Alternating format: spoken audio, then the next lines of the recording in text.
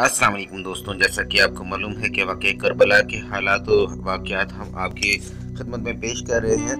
तो दोस्तों, आज भी हम आपको वाक़या करबला के मज़ीद आगे के हालात के बारे में आगाह करेंगे कि आगे हुआ क्या और किस तरह जो है वो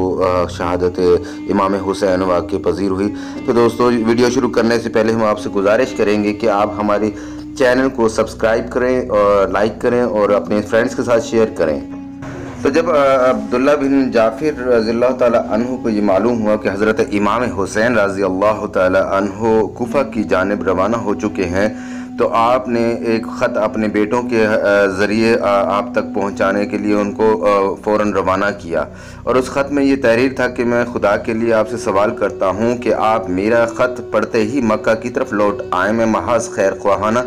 अर्ज़ कर रहा हूँ, मुझे आपकी हलाकत का ख़तरा और खौफ है कि आपके सब अहले बैत और असहाब को ख़त्म कर दिया जाएगा, और खुदा न खास्ता अगर आप हलाक हो गए तो ज़मीन का नूर बुझ जाएगा, क्योंकि आप मुसलमानों के पेशवा और उनके आखिरी उम्मीद हैं। आप चलने में जल्दी ना करें, इस ख़त के पीछे मैं ख़ुद भी आ रहा हूँ, आप बराए करम मेरे आने का इंतज़ार करें। ये ख़त भेजने के बाद अब्दुल्ला बिन जाफ़र ने पहले ये काम किया कि यज़ीद की तरफ से वाली मक्का उमर बिन सईद के पास तशरीफ़ ले गए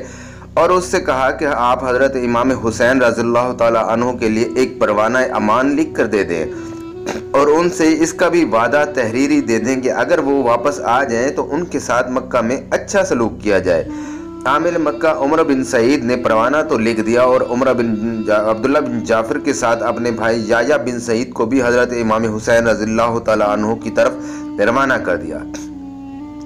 ये दोनों रास्ता में जाकर हज़रत इमाम हुसैन रज़ियल्लाहु ताला अन्हु से मिले और उमर बिन सईद का ख़त उनको सुनाया और उसकी कोशिश की कि लौट जाएं। उस वक़्त हज़रत इमाम हुसैन रज़ियल्लाहु ताला अन्हु ना माने और अपने अज़म पर डटे रहे। मुस्लिम बिन अकील ने जब मोहम्मद बिन अशद से ये अहद लिया था कि उनकी इत्ला हज़रत इमाम हुसैन रज़ियल्लाहु अन्हु को पहुँचा दे और उनको रास्ता सही वापस करा दें, और मोहम्मद बिन अशद ने वादा भी कर लिया था और आदमी भी भेज दिया था। ये ख़त तो फिर उनके कत्ल की इत्ला दूसरे ज़राए से हज़रत इमाम हुसैन रज़ियल्लाहु अन्हु को मकाम सालबिया में पहुँच कर मिली।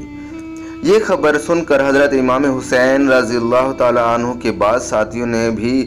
इनसे बाइसरार अर्ज़ किया कि खुदा के लिए आप अब यहीं से वापस लौट चलें, क्योंकि कूफा में आपका कोई साथी और मददगार नज़र नहीं आ रहा, बल्कि हमें कभी अंदेशा है कि कूफा के यही लोग जिन्होंने दावत दी है आपको आपके ही मुकाबले पर आ जाएंगे। मगर ये बात सुनकर बनो अकील के सब लोग खड़े हो गए और कहने लगे कि वल्लाह हम मुस्लिम बिन अकील का कसास लेकर रहेंगे या उन्हीं की तरह अपनी जान कुर्बान कर देंगे। हज़रत इमाम हुसैन रज़ियल्लाहु ताला अन्हु अब तो ये समझ चुके थे कि कूफा में उनके लिए कोई गुंजाइश नहीं है और ना ही इस दीनी मकसद का अब कोई इम्कान है जिसके लिए ये अज़म करके लेकर चले थे। लेकिन बनो अकील के इस इसरार और मुस्लिम बिन अकील के ताज़ा सदमे से मुतासिर होकर फरमाया कि अब उनके बाद ज़िंदगी में कोई खैर नज़र नहीं आती, और साथियों में से बाज़ ने यह भी कहा कि आप मुस्लिम बिन अकील नहीं, आपकी शान कुछ और है। हमें उम्मीद है कि जब अहले मक्का अहले कूफा आपको देखेंगे तो आपके साथ हो लेंगे। यहाँ तक कि फिर आगे बढ़ना तय करके सफ़र किया और मकाम ज़ियाला पहुँचकर पड़ाव डाला। रास्ते में जिस मकाम पर हज़रत इमाम हुसैन रज़ियल्लाहु ताला अन्हु का गुज़र होता और आपका इरादा लोगों को मालूम होता तो बहुत से लोग आपके साथ हो लिए। मकाम ज़ियाला पहुंचकर जब ये खबर मिली कि रज़ाई भाई अब्दुल्ला बिन लकीत, जिनको रास्ता से मुस्लिम बिन अकील की तरफ भेजा गया था, वो भी कत्ल कर दिए गए हैं,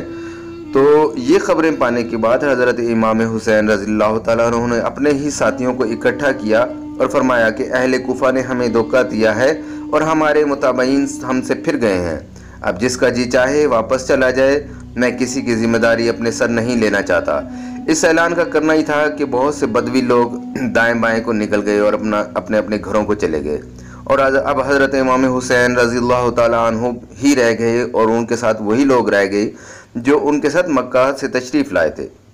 यहाँ से रवाना होकर मकाम उक़बा पर पहुँचे तो एक अरब मिले और कहा कि मैं आपको खुदा की कसम देता हूँ आप यहीं से लौट जाएं, आप नेज़ों भालों और तलवारों की तरफ जा रहे हैं। जिन लोगों ने आपको बुलाया है अगर वो खुद अपने दुश्मनों से निमटते और उनको अपने शहर से निकाल कर आपको बुलाते तो वहाँ जाना आपके लिए सही होता, लेकिन इस हाल में किसी तरह भी आपका जाना मुनासिब नहीं। حضرت امام حسین رضی اللہ تعالیٰ عنہ نے فرمایا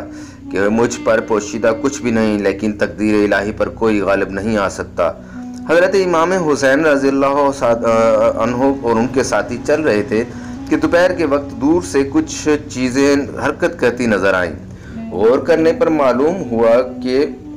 گھڑ سوار فوج ہے۔ یہ دیکھ کر حضرت امام حسین رضی اللہ تعالیٰ عنہ اور ان کے ساتھی ایک پہاڑی کے قریب پہنچ کر انہوں نے ایک محاذ جنگ بنا لیا۔ یہ حضرات محاذ کی تیاری میں مصروف ہی تھے کہ 1000 گھوڑ سوار فوج حر بن یزید کی قیادت میں مقابلہ پر آ گئی۔ ان کے مقابلہ پر آ کر پڑاؤ ڈال دیا۔ حضرت امام حسین رضی اللہ تعالیٰ عنہ نے اپنے اصحاب سے فرمایا کہ سب لوگ خوب پانی پی کر اور گھوڑوں کو پلا کر سیراب ہو جاؤ۔ حر بن یزید کو حسین بن نمیر نے 1000 سواروں کی فوج دے کر قادسیہ بھیجا تھا، اور اس کا لشکر آ کر حضرت حسین رضی اللہ تعالیٰ عنہ کے مقابل ٹھہر گیا تھا۔ یہاں تک کہ ظہر کی نماز کا وقت ہو گیا۔ حضرت امام حسین رضی اللہ تعالیٰ عنہ نے اپنے مؤذن کو اذان دینے کا حکم دیا اور سب نماز کے لیے جمع ہو گئے۔ تو حضرت امام حسین رضی اللہ تعالیٰ عنہ کے مقابل کو سنانے کے لیے ایک تقریر فرمائی: اے لوگو، میں اللہ کے سامنے اور تمہارے سامنے یہ عذر رکھتا ہوں کہ میں نے اس وقت تک یہاں آنے کا ارادہ نہیں کیا جب تک تمہارے بے شمار خطوط اور وفود میرے پاس نہیں پہنچے، جن میں بیان کیا گیا تھا کہ اس وقت تک ہمارا کوئی امام اور امیر نہیں، آپ آ جائیں تو امید ہے اللہ تعالیٰ آپ کو ہماری ہدایت کا ذریعہ بنائے۔ میں تمہارے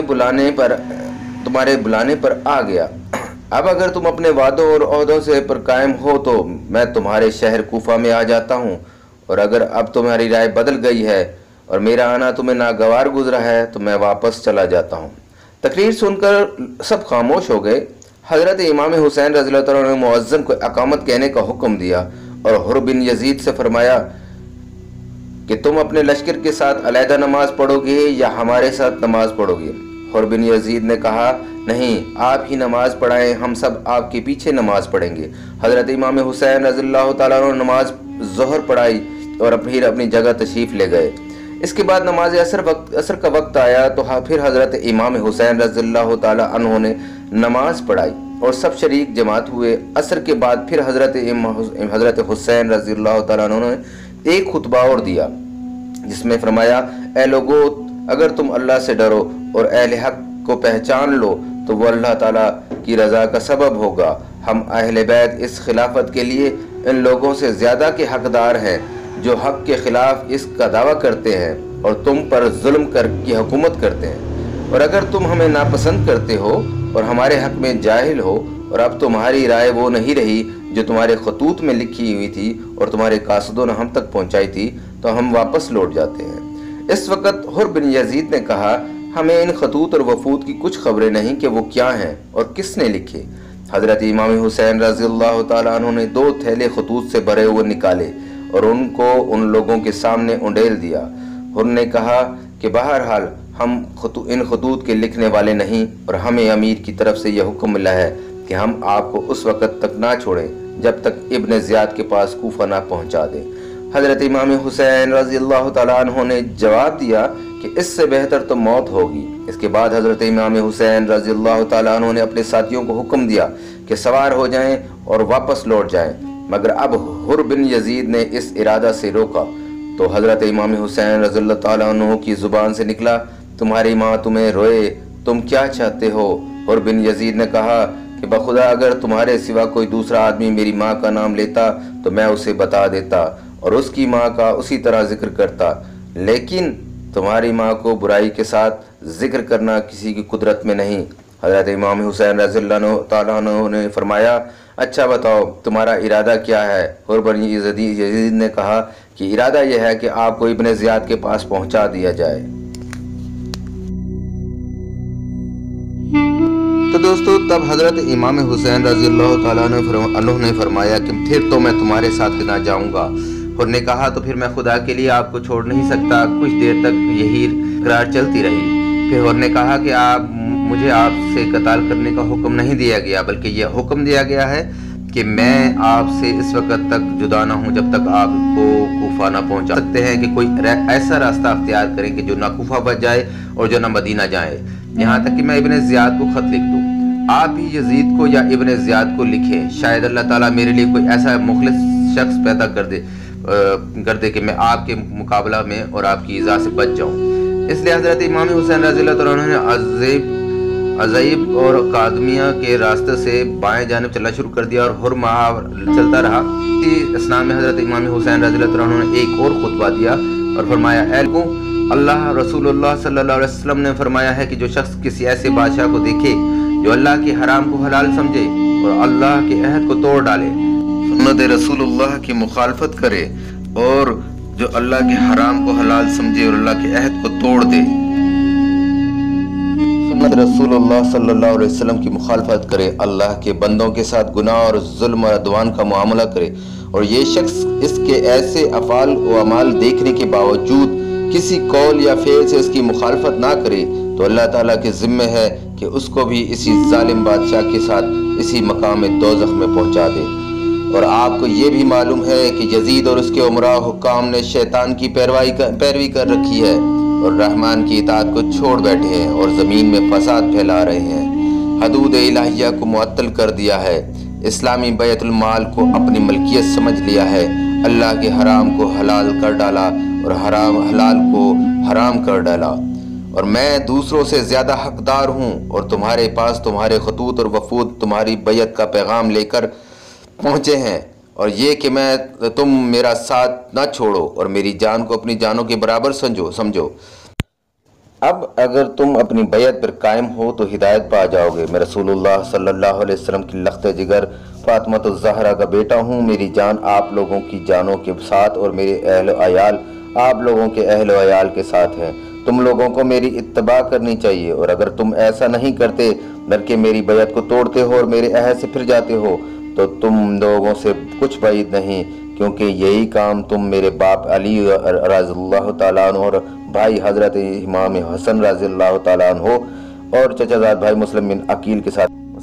کے ساتھ بھی کر چکے ہو، اور وہ آدمی بڑا فریب میں ہے جو تمہارے عہد و پیمان سے دھوکہ کھائے، سو تم نے خود اپنا آخرت کا حصہ ضائع کر دیا اور اپنے حق پر ظلم کیا، اور جو شخص بیعت کر کے توڑتا ہے وہ اپنا نقصان خود ہی کرتا ہے۔ قریب ہے کہ اللہ تعالیٰ نے مجھے تم سے مستغنا فرما دے۔ خود ابن زیاد نے خطبہ سن کر کہا کہ